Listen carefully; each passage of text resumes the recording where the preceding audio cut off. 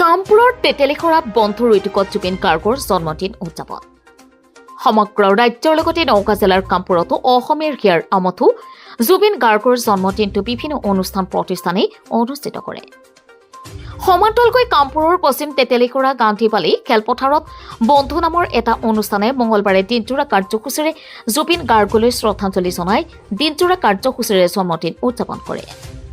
পুৱা বন্তি প্ৰচলন, নাহৰ গছৰ পুলি ৰোপণ কৰা হয়। নাহৰ গছৰ পুলি ৰোপণ কৰে পৱন হাজৰিকাই। ইয়াৰ পিছতে ছাত্ৰ ছাত্ৰীৰ মাজত ৰচনা প্ৰতিযোগিতা, জুবিনৰ গীতৰ প্ৰতিযোগিতাৰ লগতে নৃত্য প্ৰতিযোগিতা আৰু দিহানাম অনুষ্ঠিত কৰে। কচুৱাৰ পৰা মাইনুদ্দিন হকৰ ৰিপৰ্ট, টাইমছ অসম 24। জুবিন গাৰ্গ মৰাৰ পাছৰ পৰাই, মৃত্যু হোৱাৰ পাছৰ পৰাই গোটেই অসমে যিটো খুব দুখ প্ৰকাশ কৰিছে, গতিকে আমি সেই অনুষ্ঠানটোৰ কাৰণে আজি আমি নতুনকৈ খেলখন আৰম্ভ কৰিছোঁ।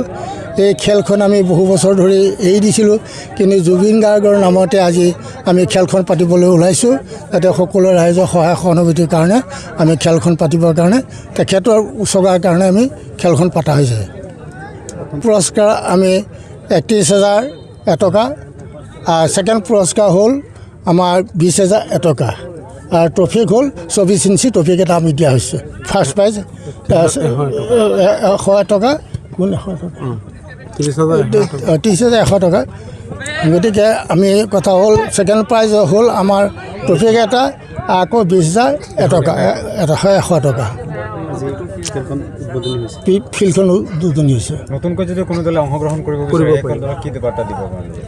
সেইসকলৰ কাৰণেও আমি নতুনকৈ সকলোকে আমি বৃহস্পতিবাৰ আকৌ পুনৰ খেল আৰম্ভ কৰিম।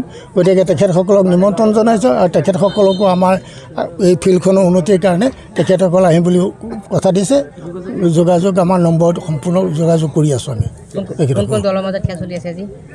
আজি আমাৰ চিমলাই পথাৰ আৰু শিংমাৰী বাগান অৰ্থাৎ জুইপাৰ দুইখন মিলি পেলাই এৰি ৰৈছে। আমি আপোনালোকৰ নিউজ চেনেলত ধন্যবাদ জনাইছোঁ।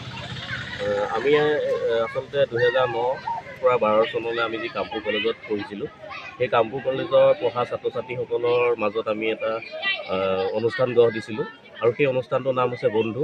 বন্ধু এক সামাজিক আৰু সাংস্কৃতিক অনুষ্ঠান। সেই অনুষ্ঠানৰ জৰিয়তে আমি বিভিন্ন ঠাইত আমি বিভিন্ন ধৰণে সাংস্কৃতিক অনুষ্ঠান পাতি আহিছিলোঁ।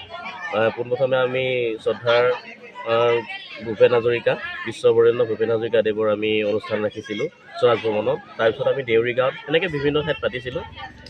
এইবাৰ আমি আমাৰ পাপু হাজৰিকাৰ নেতৃত্বত, তেওঁ ইয়াতে ঘৰ, গতিকে তেওঁ ক'লে যে অনুষ্ঠানটো আমি এইবাৰ ইয়ালৈ আনিম। আমি পশ্চিম তেতেলীখৰা হাতীগুৰিলৈ অনুষ্ঠানটো আনিলোঁ।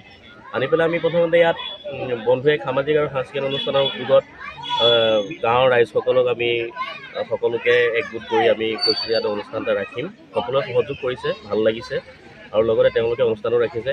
আজি বন্ধুৰ এক সামাজিক আৰু সাংস্কৃতিক অনুষ্ঠানৰ উদ্যোগত আমি পোনপ্ৰথমে বন্তি প্ৰজ্বলন কৰিলোঁ। তাৰপিছত আমি জুবিন দাই ভাল পোৱা নাহৰ পুলি বৃক্ষৰোপণ কৰিলোঁ। গাঁৱৰ আমাৰ পৱনদা, শ্ৰদ্ধাৰ পৱনদাৰ হতুৱাই আমি নাহৰ পুলি ৰোপণ কৰালোঁ। লগতে প্ৰভাত হাজৰিকাদেৱে আমাক সহায় কৰিলে। তাৰপিছত আমি বৃক্ষৰোপণ কৰাৰ পিছত আমি ৰচনা প্ৰতিযোগিতা অনুষ্ঠিত কৰিলোঁ। ৰচনা প্ৰতিযোগিতা আমি প্ৰাইজ দিছিলোঁ, লগতে মানপত্ৰ থাকিব। ৰচনা প্ৰতিযোগিতা অনুষ্ঠিত কৰাৰ পিছতে আমি জুবিন দাৰ গীতত সংগীত প্ৰতিযোগিতা অনুষ্ঠিত কৰিছিলোঁ। সংগীত প্ৰতিযোগিতা ইতিমধ্যে শেষ হৈছে। এতিয়া আমি জুবিন দাৰ গীতত নৃত্য প্ৰতিযোগিতা অনুষ্ঠিত কৰিম। তাৰপিছতে আমি আমন্ত্ৰিত দিহানাম দলৰ দ্বাৰা দিহানাম পৰিৱেশন কৰিম, আৰু তেনেকৈ আমি জুবিন দাৰ জন্মদিনটো আজি উদযাপন কৰিব।